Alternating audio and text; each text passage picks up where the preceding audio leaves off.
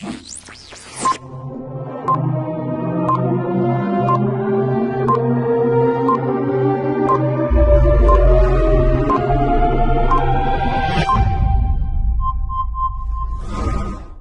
dia, meu nome é Salomão da Silva Belo Neto e o nosso grupo de GDI vai falar um pouco sobre a eutanásia e eu vou explicar um pouco sobre o conceito da eutanásia, que é a ação ou omissão que acelera a morte de um paciente sem o seu sofrimento, ou seja, o conceito está associado à morte sem sofrimento físico. E compete aos médicos realizar a eutanásia geralmente com o apoio dos familiares do doente em questão.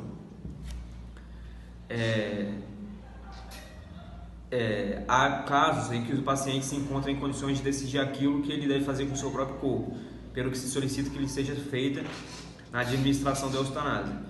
Porém, essa prática é proibida na maioria dos países. A eutanásia desperta todo tipo de debate ético, e os seus defensores asseguram que evita que a pessoa continue em sofrimento e que rejeita a prolongação artificial da vida, podendo resultar em situações pouco ou nada dignas. Aqueles que se opõem, por sua vez, consideram que ninguém tem o direito de decidir quando deve terminar a vida do próximo ou continuar.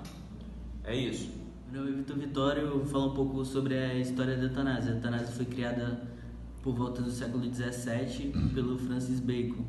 E a ideia dele é de que a eutanásia é uma forma de trazer uma morte boa para a pessoa, em casos que não tem mais...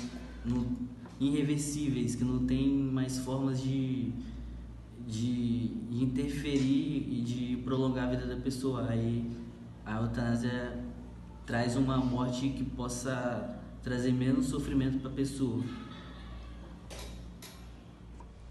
É mesmo, é? Meu nome é Luiz Felipe Ferraz Viana, eu vou falar sobre a visão da família na eutanásia. Eu vou falar sobre outro país porque no Brasil não tem nenhum caso de eutanásia autorizado. Eu vou usar a Holanda como exemplo. Lá as famílias superam mais rápido as mortes por eutanásia e em casos terminais e em casos de doenças incuráveis. Lá não se trata de uma visão de defesa da eutanásia, mas sim de morte por clemência. As famílias também defendem por ter um tempo para se programar com a morte e a possibilidade de se despedir no tempo certo.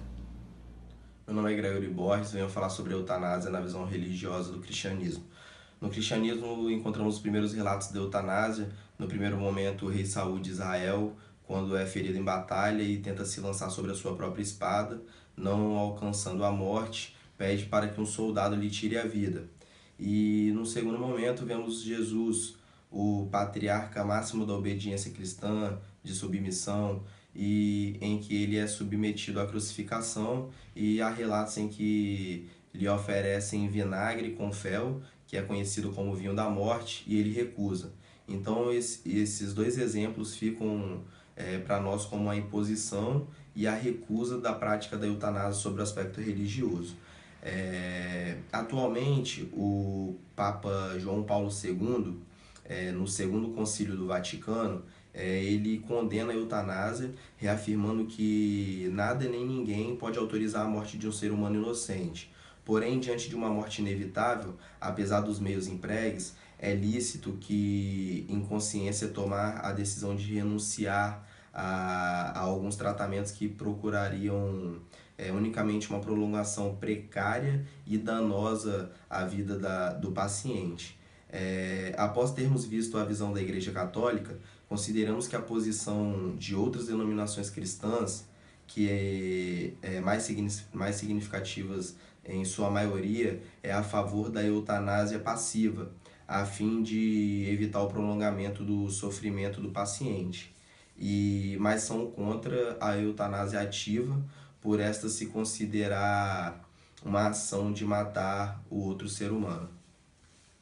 Meu nome é Emanuele Viana, eu vim falar sobre a visão científica da eutanásia. Bom, a ciência, ela trata a eutanásia de uma forma muito simples. O ser humano, ele nasceu para morrer como uma planta, como um gato, como um animal. A gente não tem, a ciência ela não trata essa divisão de vida como tem a visão religiosa ou a visão filosófica da coisa. A gente tem uma qualidade de vida. Se não está tendo mais essa qualidade de vida, é natural que a eutanásia facilite para acabar com as dores daquela pessoa, porque ela não está tendo uma boa qualidade de vida. A ciência ela encontra dificuldade de um pensamento mais coletivo sobre a eutanásia devido a crenças religiosas mesmo. Tanto os cientistas como médicos, eles têm o seu lado religioso que contradiz totalmente com uma visão pura e científica. Até os próprios cientistas, alguns religiosos, eles separam a visão religiosa da científica para tratar sobre esse assunto.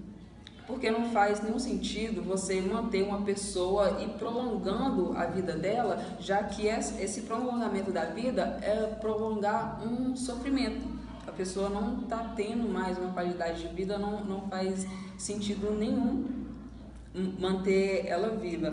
E pensando num todo, a gente ainda carece de discutir bastante sobre o assunto, deixar de lado as crenças religiosas para poder pensar se vale a pena mesmo manter esse ser humano, pensar no ser humano como apenas como a gente pensa num animal. Quando você vê o seu animal sofrendo, você quer acabar com aquele sofrimento. É melhor para o animal acabar com esse sofrimento. E a ciência tenta trazer isso, para pensar no ser humano não como algo em especial, mas só mais um ser com vida que não está tendo uma boa qualidade de vida, que o melhor resultado seria dar fim, ou seria, melhor dizendo, aplicar a eutanásia.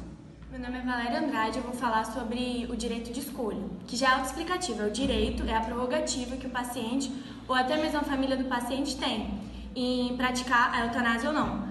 Bom, alguns países não adotam a eutanásia, como aqui no Brasil também, e na Bélgica, que é adotado desde 2002, teve um caso de uma mulher, de um atleta, que até participou das Olimpíadas de 2016, que o nome dela é Marieke Vervoort, ela tem 37 anos e ela sofre de uma doença degenerativa progressiva. Ela sente muitas dores, ela tem às vezes ataque epilético também e até a perda de visão. E ela falou publicamente que aceitaria que praticassem eutanásia nela e tal. Então, assim, é uma prerrogativa que a pessoa tem, é uma escolha, realmente é uma escolha dela. Ela se expressa voluntariamente em querer ou não, e não é do Estado. O Estado não intervém na escolha dela e basicamente é isso.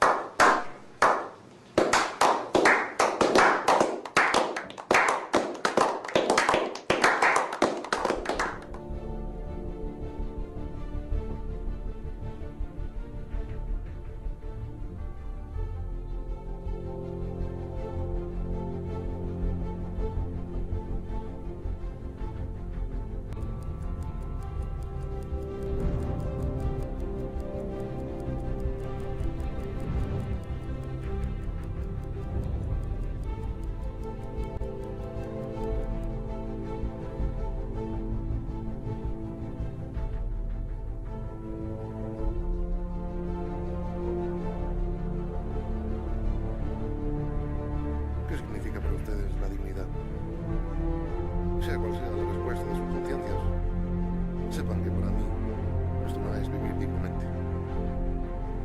Yo hubiera querido morir dignamente. Me veo obligado a hacerlo a escondidas, como un criminal. Deben ustedes saber que el proceso que conducirá a mi muerte fue escrupulosamente dividido en pequeñas acciones que no constituyen un delito en sí mismos y que han sido llevadas a cabo por diferentes manos amigas. Si aún así